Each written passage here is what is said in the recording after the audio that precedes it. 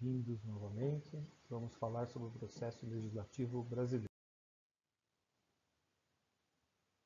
Preciso reforçar que esse material é de uso exclusivo do autor e é vedada a sua distribuição ou sua apropriação para qualquer finalidade.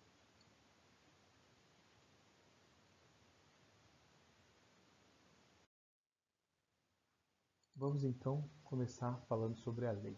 Então a lei é o mais alto grau do próprio direito positivo. O que é o direito positivo? O direito positivo é uma forma de trabalhar com os comandos normativos. Então, quando a gente fala que o direito está positivado, significa que ele está marcado, ele está impresso, ele está colocado através de determinadas palavras. Então a gente pega aquele conjunto de palavras que constitui o comando normativo e através dessas palavras a gente extrai aquilo que deve ou não deve ser feito. Tá?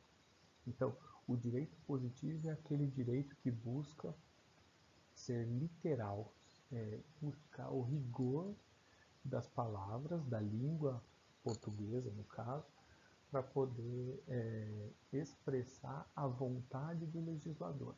Porque vamos lá, a gente tinha em determinado momento que uma lei vai ser construída, ela é construída coletivamente, através de um órgão competente para isso, do poder legislativo, e aí esse conjunto de pessoas debate e ao final se conclui que aquele conjunto de palavras é suficiente para poder expressar a vontade daquele grupo, certo? Daquele grupo de representantes do povo. E aí fica marcado, fica para a população como um todo, direcionado aquele comando normativo, aquele conjunto de palavras é o que fica. E aí quando os operadores do direito, os advogados, promotores, juízes vão fazer uso daquelas palavras, eles têm duas opções, basicamente. Serem literais, serem restritos àquilo que está escrito, como se o processo de construção do comando normativo e colocação disso no papel, através de palavras, fosse perfeito. Então, entende-se que aquilo ali é adequado, aquele comando normativo está bem posto, e dali deve ser tirado aquilo que deve ser feito, ou aquilo que não deve ser feito. E a outra opção é você tentar extrair essa mesma vontade do legislador, mas de uma maneira mais flexível, de modo que eu possa extrapolar, que eu possa ampliar a percepção daquilo que está ali escrito naquelas palavras. E tentar imaginar que quando o legislador disse aquilo, na verdade ele não disse só aquilo, ele disse aquilo e algumas outras analogias, aquilo e algumas outras extrapolações, aquilo e mais algumas possibilidades. Então, você pode ter uma interpretação mais restrita ou menos restrita. A interpretação mais restrita é o que a gente chama de direito positivo ou positivista. Tá? Qual é a diferença entre lei e costume? Basicamente é que a lei vem desses órgãos especiais, especialmente constituídos para poder dizer qual é o comando normativo. O costume é construído no dia a dia da população, da cultura, da sociedade, como ela se organiza, ela vai se estruturando e vai estabelecendo seus próprios costumes. Então o costume não vem do poder legislativo, ele vem diretamente do povo.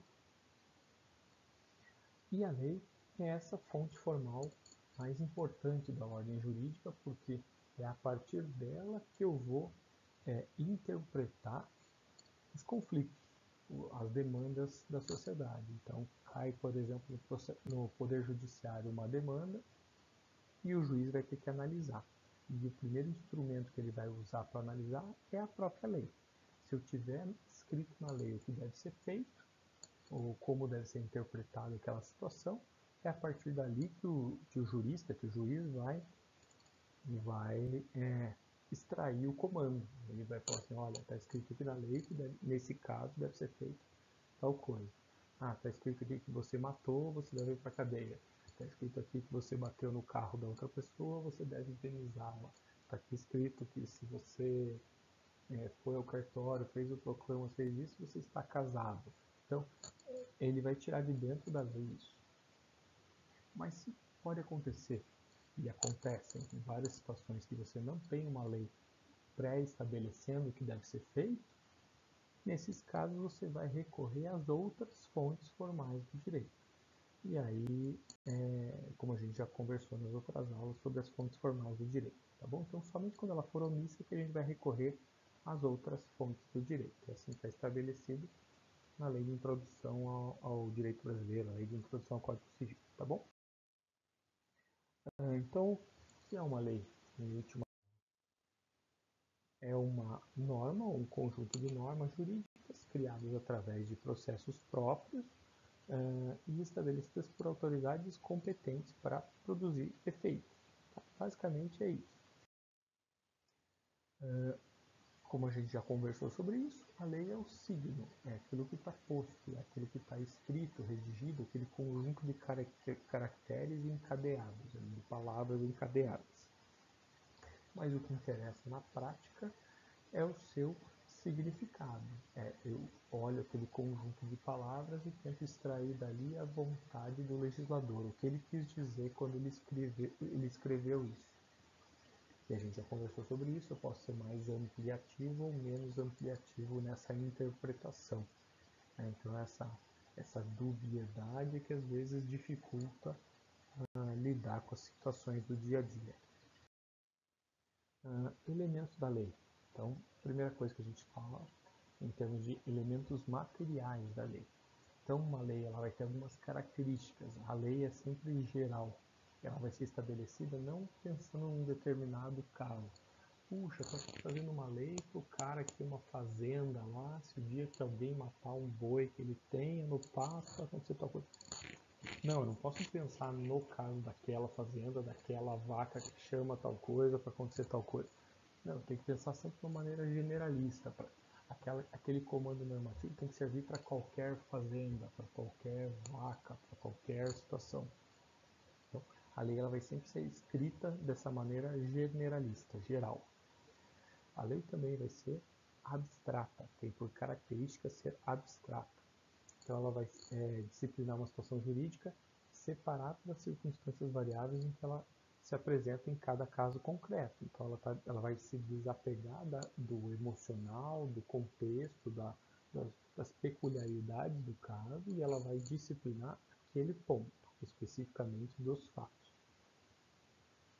Eu posso ter esse contexto como, por exemplo, invocando aqui o direito penal, como um agravante, né? Como algumas circunstâncias que vão compor ali a compreensão do estudo, mas o fato em si ele está isolado de tudo isso. Eu vou falar do indivíduo matando o outro. E não vou falar ali propriamente se ele matou com a faca, matou com uma arma, enfim, essa contextualização não é tão importante quanto a coisa em si, certo? É nesse sentido que a lei ela é abstrata. A lei também ela é autorizativa, ou seja, quando está previsto na lei que eu posso fazer uma coisa, me é facultado, me é autorizado, e se eu quiser eu faço isso que está previsto na lei. Então, nesse sentido, ela me legitima essa possibilidade de agir. E ela também ela é permanente. Essa é a regra geral. Então, se eu publiquei uma lei e não tem nada escrito na lei que ela vale por um prazo determinado, e em geral é assim que está colocado, ela vale para sempre. Para sempre quando? Para sempre até que outra lei venha e diga que ela não vale mais. Que a revogue total ou parcialmente, certo? Que a substitua. E aí eu posso ter essa revogação que a gente fala que é tácita, fica implícita. Então, puxa, como veio uma outra lei sobre o mesmo tema, e ela é mais recente, então ela vai prevalecer em relação à lei antiga. Por quê? Porque entende-se que esse novo entendimento é como se fosse um novo pacto da sociedade em relação àquele tema. Então, mesmo que não esteja escrito que foi revogado, vai se assumir que ela foi revogada, certo? Mas o ideal e o mais comum é que quando vem uma nova lei sobre um determinado assunto, ela explicitamente, ela vem lá por exemplo, no último artigo, fala, revoga-se a lei anterior, número tal, tal, tal, tal, para justamente evitar qualquer tipo de dúvida. Né? Então, existem formas de se interpretar esses conflitos normativos quando eles acabam acontecendo, o que pode acontecer de uma lei não revogar a outra, ou elas serem conflitantes ao mesmo tempo que elas são ativas. Alguém foi disciplinar sobre um assunto A, outro foi disciplinar sobre o assunto B, e na hora de aplicar as duas normas simultaneamente surge um conflito. Né? Então, como é que resolve esse conflito? Então, existem técnicas para isso, a gente conversa mais para frente. Outro elemento da lei é o elemento formal. Então, no Brasil, a lei é feita pelo Poder Legislativo, como a gente já adiantou, e contempla a participação do Poder Executivo. Vocês já devem ter ouvido falar em sanção e veto. Daqui a pouco a gente vê como é que se dá essa atuação aqui. Falando aqui quanto à obrigatoriedade, as normas basicamente, ou as leis, elas podem ser de cumprimento obrigatório, ou seja, as normas seriam imperativas, não tem a possibilidade de não fazer o que está escrito ali. Ou a norma pode ser meramente dispositiva, então ela me explica como eu vou, se eu quiser fazer tal coisa, como é que eu faço. Exemplo, puxa, queria fazer uma doação, como é que eu faço uma doação? Vai ao cartório, faz tal coisa, tal coisa, tal coisa. Queria casar, faz tal coisa, tal coisa, tal coisa. Queria me emancipar, faz tal coisa, tal coisa, tal coisa. Ou então a norma é imperativa, não mate, não roube, não faça isso, não faça aquilo, certo? Então a norma ela vai te obrigar a fazer uma determinada coisa. E se você não faz, obviamente surge automaticamente uma sanção, né? Então, ou uma consequência no mundo jurídico, tá? De uma maneira geral. Então, duas possibilidades, ou é obrigatória ou ela é dispositiva, né? Quanto à natureza, então uma lei, ela pode ser material ou ela pode ser processual. Vamos falar primeiro da processual. Processual é quando a gente tem regras, ou é uma lei que vai trazer regras de processo. Como assim? Puxa, quantos dias eu tenho para entrar com recurso?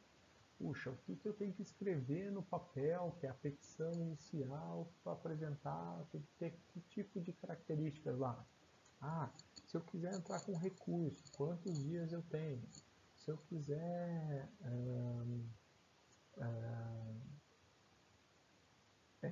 direcionar um pedido para um juiz, eu posso ou não posso? Então, são regras do processo, tá? As normas materiais não, são o próprio conteúdo, são os seus direitos e os seus deveres propriamente dito. Então, como exemplo aqui de normas materiais, eu tenho o Código Civil, você já deve ter ouvido falar, o Código Civil. Se eu tenho o direito de casar ou não, se eu tenho o direito de fazer uma doação ou não. Agora, quantos dias eu tenho que esperar para fazer isso? Qual é o rito que eu faço? O que informações não pode deixar de ter naquele papel? Isso é processo, tá? Código Penal, é norma material. Puxa, não mate, não roube, certo? Não pode matar, não pode roubar, não pode estuprar, não pode, enfim. São vários comandos aqui que se constituem crimes. Agora, quantos dias tem para entrar com uma ação penal? Em quanto tempo prescreve o crime? Essas questões processuais, elas estão colocadas no Código de Processo Penal. Então, tem Código de Processo Civil, Código de Processo Penal. Então, geralmente o próprio nome da lei vai te dizer se ela é processual ou se ela é material, tá? Vamos. Quanto à esfera do poder público, então as normas quanto ao território que elas valem, que elas vivem, né, elas podem ser federais, estaduais ou municipais. Então, quem faz norma federal é a União, através, principalmente, do Congresso Nacional. O Congresso Nacional é a união entre a Câmara dos Deputados e o Senado Federal. Então, somos as duas casas, a gente tem o nosso Congresso Nacional. As normas estaduais são feitas nas Assembleias Legislativas Estaduais, aqui, né, Assembleias Legislativas, e as normas municipais são feitas, via de regra, nas câmaras municipais, certo? Então, normas federais, tem a própria o Código Civil, medidas provisórias, aqui feita pelo Poder Executivo, aqui feita pelo Poder Legislativo, mas de alcance federal, então elas valem no país inteiro. As normas estaduais só valem naquele estado. Então, as normas municipais só valem no município. Tá? Então, quanto ao alcance, que a gente chama de competência territorial da norma. Aqui agora, falando quanto à hierarquia, as normas podem ser classificadas segundo essa pirâmide, ou segundo essa hierarquia proposta por Hans Kelsen. Lembra daquele senhor que eu mostrei a foto nas primeiras aulas? Então, o Hans Kelsen ele é famoso, dentre outras coisas, por ter estabelecido essa hierarquia, ou ter proposto essa hierarquia de normas. Então, a gente costuma representar através de uma pirâmide, né, onde lá no topo estaria quem vale mais, o instrumento normativo que vale mais, que prevalece em relação aos demais, seria aqui no nosso caso a Constituição Federal. Então ela está lá no topo da pirâmide. Isso não está escrito em lugar nenhum, que ela vale mais que as outras, mas isso fica subentendido. É uma consequência dessa colocação, ou dessa hierarquia. Pelo simples fato de chamar Constituição Federal, Constituição da República, significa que ela está hierarquicamente acima das demais. Tá? Então a gente tem a nossa Constituição Federal, ao lado dela a gente teria as emendas à Constituição, certo? Teriam um poder equivalente ao próprio texto constitucional, né? Então, porque elas são legitimadas por um processo específico para isso. É como se a gente fizesse uma reforma da própria Constituição, né? A emenda à Constituição é isso, uma espécie de uma reforma do texto constitucional. Abaixo da Constituição a gente teria o que a gente chama de leis supralegais, determinados tipos de instrumentos, por exemplo, tratados internacionais que versam sobre direitos humanos, mas que não foram votados ou que não foram aprovados com uma votação peculiar, especial. Daqui a pouco a gente vê a questão do quórum da emenda constitucional, né? Então, se houve aprovação desse tratado internacional sobre direitos humanos com uma votação equivalente a uma emenda à Constituição, ele é acolhido como se o texto constitucional fosse. Agora, se ele não passa por essa votação ainda, ele vai ser tratado de uma maneira, um degrau abaixo, né? Ele se subordina ao que está prescrito ali no texto constitucional. Teríamos ainda leis complementares. A lei complementar, ela complementa a própria Constituição, ou seja, quando o Constituinte ele concebeu o texto constitucional, ele previu a necessidade de se complementar algumas questões que não haveria espaço para ficar discutindo e escrevendo dentro da própria Constituição. Ele encomendou uma espécie de um complemento, e é por isso que essa lei é chamada de lei complementar. E aí o Poder Legislativo vem e complementa, escreve sobre aquele tema pedido pelo Constituinte e cria essa lei. E essa lei está num patamar superior ao que a gente chama de lei ordinária. Lei ordinária é a lei comum, que vocês estão acostumados, aquela lei federal, número tal, lei estadual, não sei o que. Então, essas leis convencionais que a gente lida no dia a dia estão aqui nesse patamar de lei ordinária. Temos ainda as leis delegadas, geralmente um poder delega para o outro a competência para produzir esse comando legislativo. Medidas provisórias, isso aqui é exclusividade do chefe do Poder Executivo, então ele expede esse tipo de medida como uma espécie de norma de rápida eficácia, então ela produz efeito imediatamente, mas ela precisa ser validada, precisa ser chancelada pelo Poder Legislativo em alguns dias, senão ela perde essa sua eficácia. Temos ainda também alguns decretos legislativos, resoluções, portarias, e aqui tem vários outros instrumentos normativos que ficam na base da pirâmide, subordinando a tudo que vem acima. Ainda falando aqui sobre a emenda à Constituição, a emenda constitucional, você já deve ter ouvido falar da PEC, PEC disso, PEC daquilo. Que é uma PEC, é uma proposta de emenda à Constituição. ou seja, alguém quer modificar o texto da Constituição, pode apresentar essa proposta. É lógico que não é qualquer pessoa, tem que ser uma pessoa legítima para isso, um representante do povo legitimado para isso. Então tem que ser um senador ou um deputado federal para poder propor essa emenda à Constituição. Isso também precisa de uma articulação política, um conjunto, um colegiado de representantes. Tá? Então essa emenda à Constituição ela vai se dar como uma modificação do texto constitucional e deve ser aprovada tanto na Câmara dos Deputados quanto no Senado Federal, em votação nominal, por 3/5 dos votos dos membros de cada uma das casas legislativas. Notem, é bastante gente que a gente precisa de apoio político falando, né, para poder conseguir aprovar uma emenda à Constituição. Então, por isso que não é nada fácil, é o rito mais difícil de acontecer. Então, o Poder Legislativo não pode apreciar essa emenda à Constituição que verse sobre alguns dispositivos da Constituição que a gente chama de cláusulas pétreas. O que é cláusula pétrea? Remete à pedra ali, aquela questão do imutável, certo? Então, cláusula pétrea, por exemplo, abolir a federação. Então, somos uma forma federativa, assumimos uma forma federativa no Brasil. Então, a gente não pode abolir isso. A gente não pode abolir o voto direto, secreto, universal e periódico. Não pode abolir separação de poderes, direitos e garantias individuais, que estão lá no artigo 5º.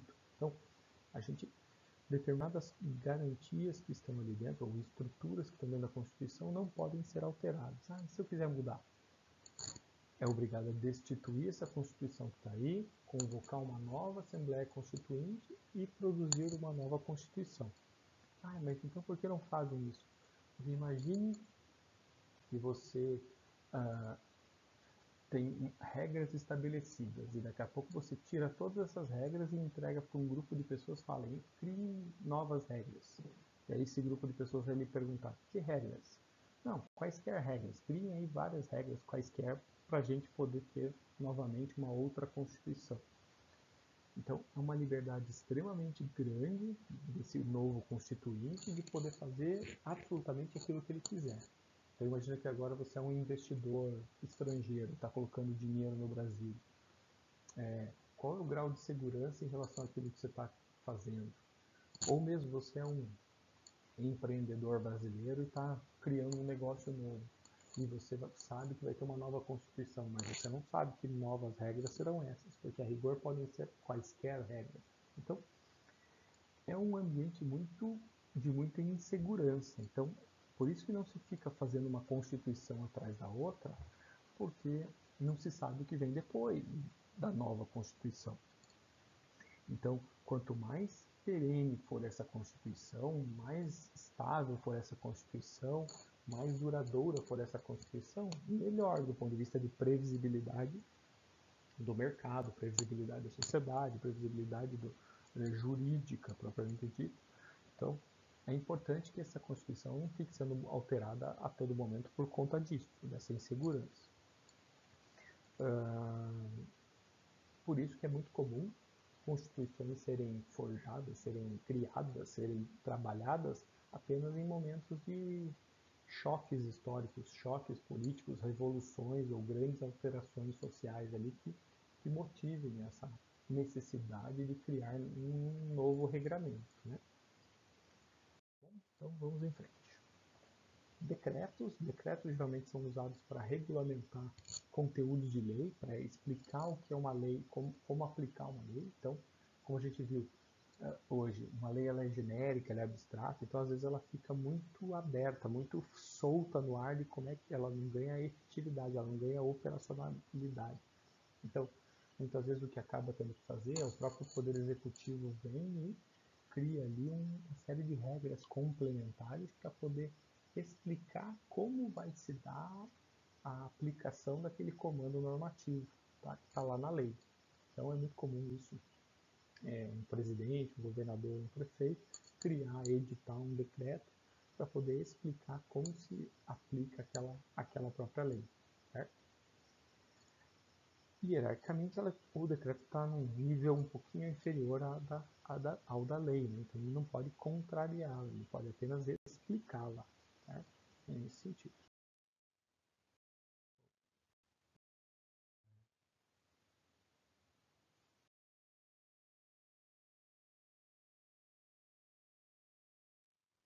Redução dos riscos inerentes ao trabalho, por meio de normas de saúde, higiene e segurança. Puxa, que normas são essas? De novo, será que são as normas da BNT? Será que são as normas regulamentadoras do Ministério do Trabalho? São todas elas, certo? Toda vez que uma norma existir e ela propiciar a redução de risco de trabalho, ela se aplica. Simples desse jeito. E notem, isso está escrito na Constituição Federal, então nada pode ir, assim, nenhum ambiente de trabalho pode criar risco para o trabalhador. Por quê? Porque está escrito na Constituição que deve ser buscada a redução dos riscos. Então, não é que não vai ter risco, mas o risco vai ser minimizado. Ele vai ser minimizado quando? Quando eu cumprir as normas. Então, essa é a lógica do legislador. Ele usa um artifício da generalidade, da abstração, falando de normas genericamente aqui, para poder alcançar todo o aprimoramento tecnológico, aprimoramento científico que vai acontecer de 88 até 2021. Né? Então, desse jeito. Falando aqui também sobre o processo legislativo, como é que ele acontece? Né? A gente basicamente tem três possibilidades. Um rito ordinário ou comum, ele não tem prazo para acabar, é essa lei comum que você vê sendo aprovada no Congresso Nacional. Então, não tem prazo rígido. O grande poder quem tem aqui é o presidente da casa, que é, sei lá, o presidente da Câmara dos Deputados, o presidente do Senado, é ele que elege a pauta do dia, ele escolhe que projeto de lei vai ser votado. Então, você já deve ter ouvido falar que um determinado projeto de lei ficou engavetado no Congresso por vários anos, certo? O que quer dizer isso? Quer dizer que o presidente da casa entendeu que aquele projeto não deveria vir à pauta da discussão naquele momento. Então ele fica ali, eternamente, se assim desejar. Tá? Então, esse é o rito comum, ordinário, sem prazo para acabar. A hora que julgar que é oportuno aquele assunto, chama-se a discussão e se discute e vota. O rito sumário, então tem as mesmas fases do processo ordinário, mas tem os prazos que são compulsórios ali e curtos para poder agilizar, por isso que é chamado de sumário. E tem o rito especial, por exemplo, emenda constitucional, lei delegada, assim, normas especiais que têm prazos especiais para serem votados, medida provisória, senão caduca, e esses instrumentos todos aqui, eles acabam trancando a pauta, você já deve ter ouvido falar disso, trancar a pauta é isso, significa que ele ganha prioridade em relação ao resto. Então, por mais que eu tenha uma lei nova do lixo, eu vou ter que votar até a medida provisória sobre imposto de geladeira, porque isso aqui caduca, porque isso aqui tranca a pauta, eu preciso priorizar isso, senão isso aqui perde a sua eficácia em relação àquilo. Então, são regras internas das casas, para poder estabelecer uma ordem de funcionamento propriamente dita da casa. Quais são as fases de elaboração de uma lei? Então, a gente tem uma iniciativa, então, uma das casas do Congresso Nacional, ou o Senado, ou a Câmara dos Deputados, inicia o processo. Se discute e se vota. Em sendo aprovado, isso vai para a sanção ou veto do presidente. Então, aqui temos a atuação do Poder Executivo, tudo aqui é legislativo, aqui é Poder Executivo. E dali para frente se promulga, publica. Publicou, ganha efetividade a lei, está valendo. Quem pode propor uma lei de 51 votos de jeito certo? Então, maioria absoluta é metade mais um de todos que existem. E aqui é metade mais um dos presentes. Emenda à Constituição, 3/5 de todos os votos. Então, aqui, se aqui eu só preciso de 50% mais um, aqui é mais, né? 3/5 é mais do que 50%. Tá? E pior que isso, votação em 2 turnos, ou seja, eu voto 2 vezes. Tá? Então, eu tenho que votar e vencer, por assim dizer, 2 vezes a votação. Então é bastante difícil conseguir uma emenda constitucional. Se você não tiver um ambiente político favorável ali, fica muito difícil de emplacar essas ideias. Vamos ver se vocês entenderam. Aqui tem alguns exercícios tirados de concursos públicos.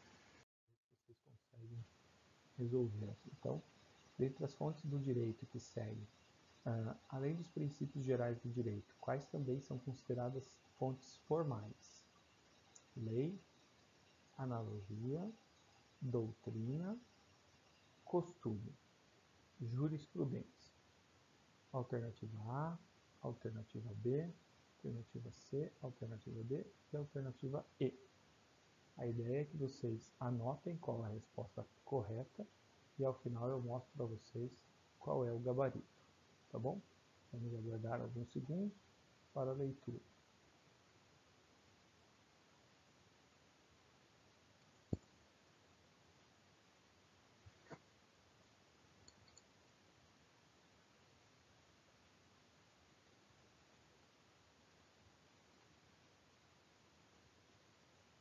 Muito bem.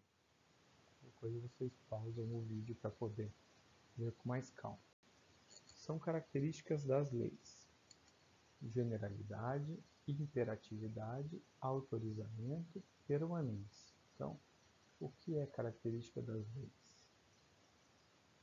As alternativas,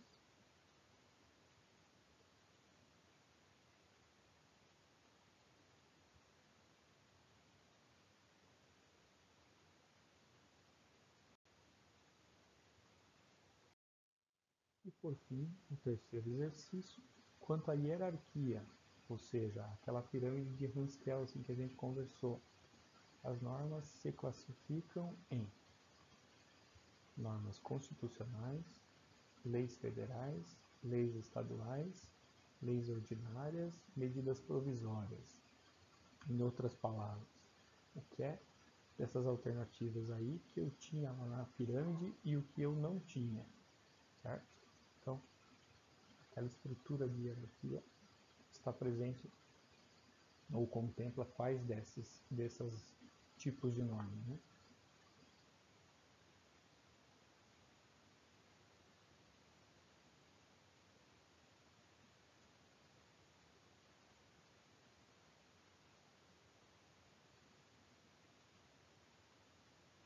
Muito bem, vamos ao gabarito. O gabarito é exercício 1, letra C, exercício 2, letra B, exercício 3, letra E. Havendo dúvidas, ficamos à disposição. Muito obrigado pela atenção.